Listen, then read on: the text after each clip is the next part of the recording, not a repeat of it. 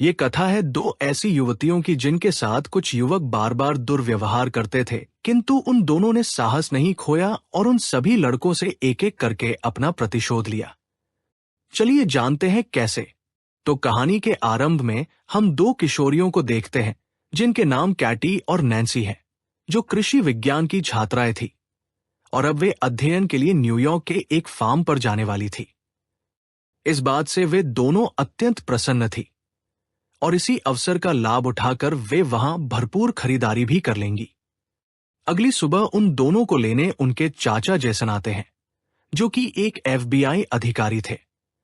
जब वे दोनों जेसन के घर जाते हैं तो वहां उनकी भेंट जेसन की प्रेमिका से होती है, जो उन्हें देखकर अत्यंत प्रसन्न होती है।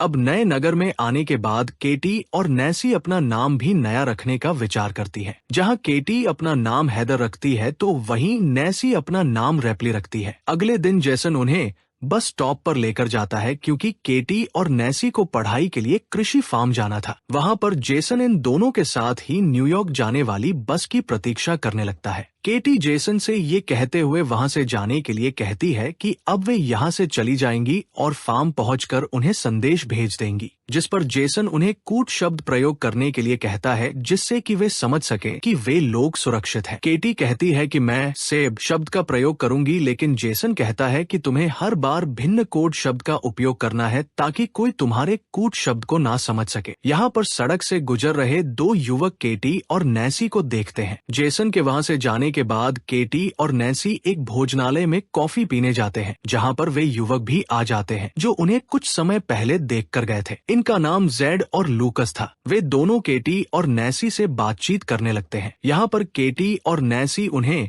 अपना नाम हैदर और रेपली बताती है। केटी उन्हें बताती है कि हम न्यूयॉर्क के कृषि फार्म में अध्ययन के लिए जा रहे हैं, जिस पर जेड उन्हें कहता है कि हम भी उधर ही जा रहे हैं, यदि तुम चाहो तो आ सकती हो, हम तुम्हें फार्म तक छोड़ देंगे। लेकिन केटी उन्हें उनके साथ जाने से मना कर देती है और जब जेड और लूकस वहाँ से जाने ही वाले होते हैं तो नैन्सी केटी को उनके साथ जाने के लिए मना लेती है और वे दोनों उनके साथ चली जाती है। यहाँ से वे दोनों केटी और नैन्सी को फार्म न ले जाकर अपने घर ले जाते हैं, जो कि एक जंगल के निकट था। ये देखकर केटी और नैन्सी थोड़ा घबरा जाती है और उन्हें तुरंत फार्म जाने के लिए कहती है। तभी घर से जेड और लूकस की माँ आती है, जो उन्हें बहुत ही स्नेह से चाय पीने के लिए कहती है। वो केटी और नैन्सी को बताती है कि इसके बाद जेड और लूकस तुम्हें फार्म छोड़ देंगे। अब जब वे दोनों चाय पी रही थी, तभी केटी के पास उनके चाचा जेसन का संदेश आता है, जिस पर केटी उन्हें कूट शब्द सेब लिखकर उत्तर दे देती है, जिससे जेसन समझ जाता है कि वे दोनों सुरक्षित रूप से फार्म पहुंच चुकी है। वहीं इधर लूकस की माँ उनको कुछ खाने के लिए देती है, जिसे खाते ही केटी और नैन्सी को चक्कर आने लगता है, क्योंकि उस भोजन में मादक पदार्थ मिला हुआ था, जिससे वे दोनों समझ जाती हैं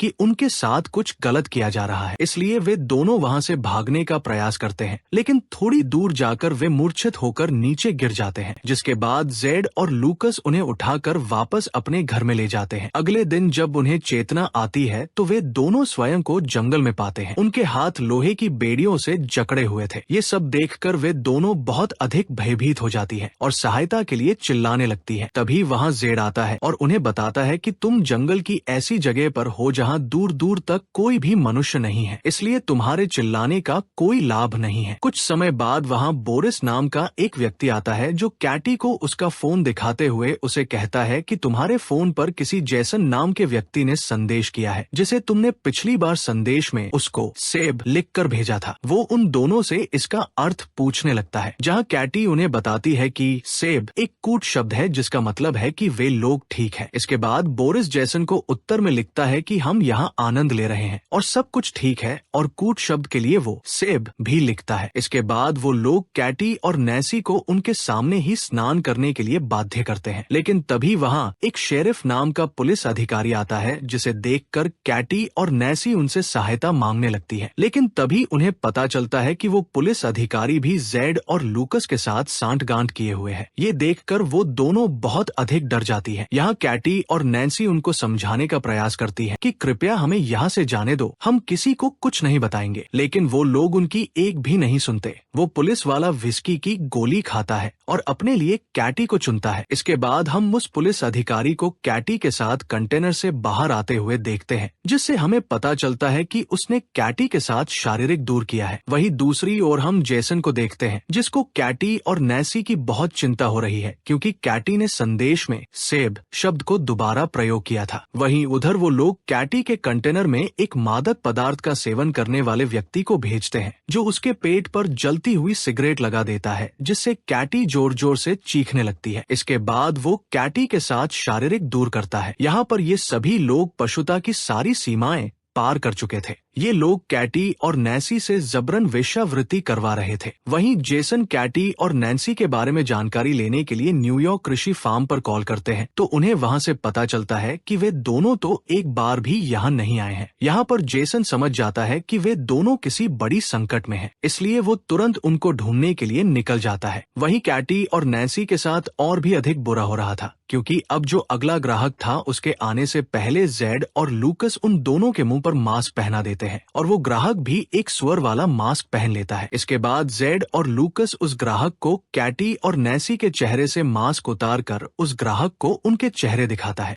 कैटी और नैन्सी उस स्वर मास्क वाले आदमी को देखकर और भी अधिक डर गई थी। यहाँ पर वो व्यक्ति नैन्सी को चुनता है और उसे कंटेनर में ले जाकर उसके साथ शारीरिक दूर व्यवहार करता है। उसके जाने के बाद जब कैटी नैन्सी के पास जाती है तो वो देखती है कि नैन्सी की हालत बहुत अधिक खराब हो गई। वहीं दूसरी ओर जेसन पुलिस स्टेशन पहुंचता है और वहां पर उसे वही पुलिस अधिकारी मिलता है जिसने कैटी के साथ शारीरिक दूर व्यवहार किया था। जेसन उसे कैटी और नैन्सी के अपहरण के बारे में बताते हुए कहता है कि वो भी एक FBI एजेंट है, जिस पर वो पुलिस अधिकारी जेसन से पूछता है कि आपको कैसे पता कि वे दोनों अपहरित हुई हैं, जिस पर जेसन उससे कहता है कि उसने अपनी भतीजी कैटी को कूट शब्द एक बार ही प्रयोग करने के लिए कहा था, लेकिन कैटी ने एक ही कूट शब्द को दोबारा प्रयोग किया है। वहीं जंगल में बोरिस को ये सारी खबर उस पुलिस अधिकारी ने दे दी थी कि कैटी के चाचा एक FBI एजेंट है और कैटी ने हम लोगों को उस कूट शब्द के बारे में गलत सूचना दी थी। बोरिस जेड को कैटी के कंटेनर से थोड़ा दूर ले जाकर उससे बात करता है कि इन दोनों लड़कियों को शीघ्र समाप्त करना होगा, वरना हम मुसीबत में पड़ सकते हैं। वो जेड को कहता है कि हमें शहर से आने वाली नई लड़कियों को भी पकड़ना है। कैटी अपने कंटेनर के पास खड़ी होकर चुपके से उनकी ये सब बातें सुन रही थी। इसके बाद बोरिस कैटी के कंटेनर में जाकर उसके साथ शारीरिक दूर व्यवहार करता है। दूसरी ओर जेसन भी भोजनालय में पहुंचता है, जहां पर कैटी और नैन्सी को वो दोनों लड़के मिले थे। जेसन वही काम कर रहे एक व्यक्ति से कैटी और नैन्सी के बारे में पूछता है, जहां वो व्यक्ति उसे बोरिस की गाड़ी के बारे में बता देता है। अगले दिन कैटी नैन्सी को बताती है कि वो लोग उन्हें मारने की योजना बना रहे हैं। तभी वहां जेड और बोरिस उसी मादक पदार्थ का सेवन करने वाले व्यक्ति को अपने साथ लाते हैं, जिसने कैटी के साथ शारीरिक दूर व्यवहार किया था। वो उस व्यक्ति को कहते हैं कि हम दोनों शीघ्र ही वापस आते हैं, तब तक तुम इन दोनों पर नजर रखना कि कहीं ये यहाँ से भाग न जाए। उनके वहाँ से जाते ही कैटी उस व्यक्ति को अपनी ओर आकर्षित करती है और उसे अपने साथ अंतरंग होने के लिए उकसाती है। अब जैसे ही कैटी उस व्यक्ति के निकट जाती है तो कैटी उसकी गले पर जोर से काट लेती है, जिससे उसके गले से रक्त निकलने लगता है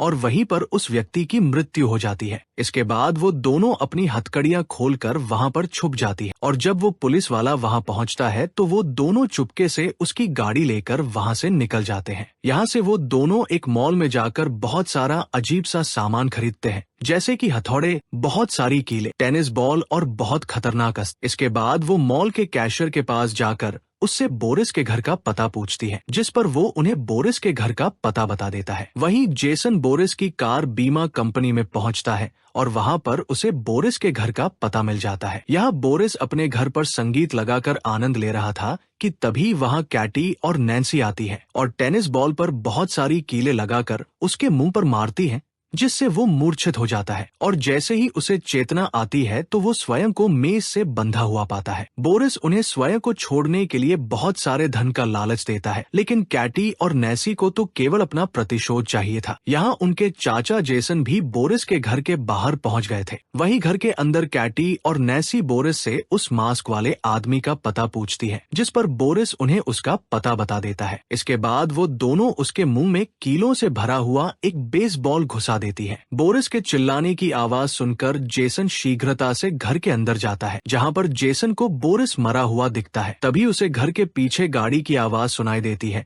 और जब तक वो बाहर जाता है तब तक कैटी और नैन्सी गाड़ी लेके निकल चुकी थी। जेसन जल्दी से वापस पुलिस स्टेशन जाता है और उस पुलिस से दोबारा कैटी और नैन्सी के बारे में पूछने लगता है। तभी जेसन कैटी को कॉल लगाता है तो उसे पता चलता है कि कैटी का फोन उस पुलिस मैन के पास ही है। अब इससे पहले कि जेसन कुछ कर पाता, पुलिस मैन उसके पीछे बंदूक तान कर खड़ा हो जाता है। दूसरी ओर कैटी और नैन्सी एक गिरजाघर में पहुंच जाते हैं, जहां अब हमें पता चलता है कि वो बड़ा मास्क वाला आदमी कोई और नहीं बल्कि इस गिरजाघर का पादरी है। इसके बाद नैन्सी एक बेसबॉल बैट लेकर वहां उसके पास पहुंचती है तो वो आदमी नैन्सी को तुरंत पहचान लेता है और तभी कैटी पीछे से उस पर बेसबॉल बैट से हमला करके उसे बेहोश कर देती है। वो दोनों उसे गाड़ी के पीछे बांधकर घसीटते हुए नगर में लेकर आती है और वहां एक दुकान से माचिस और पेट्रोल खरीदकर उस पर पेट्रोल छिड़क कर उसे जीवित ही जलाकर मार डालती है। वहीं जेसन को उस पुलिस वाले ने बंदी बना रखा था। कुछ देर बाद वो दो नई लड़कियों का अपहरण करके वहां लाता है और जब वो उन लड़कियों के साथ दुर्व्यवहार करने लगता है तभी पीछे चुपके से कैटी और नैन्सी वहां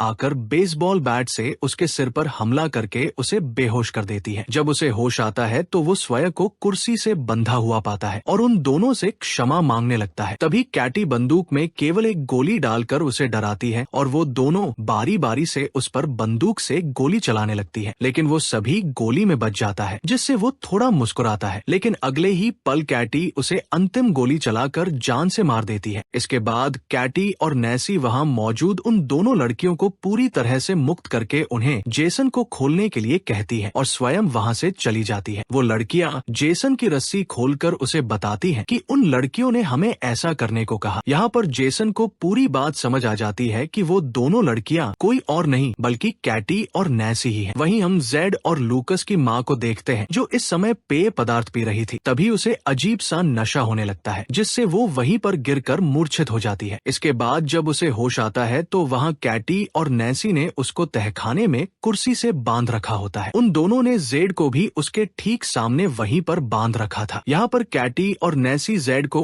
उसकी माँ की आंखों के सामने ही बेसबॉल बैट मारकर नीचे गिरा देती है और फिर दोनों बेसबॉल बैट से मारते हुए उसे जान से मार देती है, जिससे उसकी माँ जोर जोर से रोने लगती है। फिर वो उसकी माँ को लूकस के पास लेकर जाती है, जहाँ वो लूकस के हाथ में बेसबॉल बैट देकर उसे उसकी ही माँ को मारने के लिए कहती है और उसे धमकाती है कि यदि तुमने ऐसा नहीं किया तो हम तुम्हें गोली मार देंगे। लेकिन लूकस ऐसा नहीं कर पाता, जिससे नैन्सी उसे बंदूक से गोली मारकर मार डालती है। इसके बाद वो उसी बंदूक को साफ करके लूकस के हाथ में थमा देती है, जिससे कि पुलिस को लगे कि वो लोग आपस में ही लड़कर मर गए हैं। इसके बाद उनकी माँ कैटी और नैन्सी को कहती है कि अगर तुम मुझे नहीं मारोगी तो मैं तुम्हें बहुत सारे पैसे दे सकती हूँ। उसकी बात सुनकर कैटी और नैन्सी बहुत हंसती है और फिर कैटी एक कटिंग मशीन से उसका धड़ उसकी देह से अलग कर देती है। कुछ दिनों बाद जेसन कैटी और नैन्सी के घर जाता है, जहाँ पर हम देखते हैं कि कैटी और नैन्सी दोबारा से न्यूयॉर्क कृषि फार्म में अपने चाचा के साथ जा रही थी और अंततः वे लोग न्यूयॉर्क कृषि फार्म में पहुँच जाते हैं।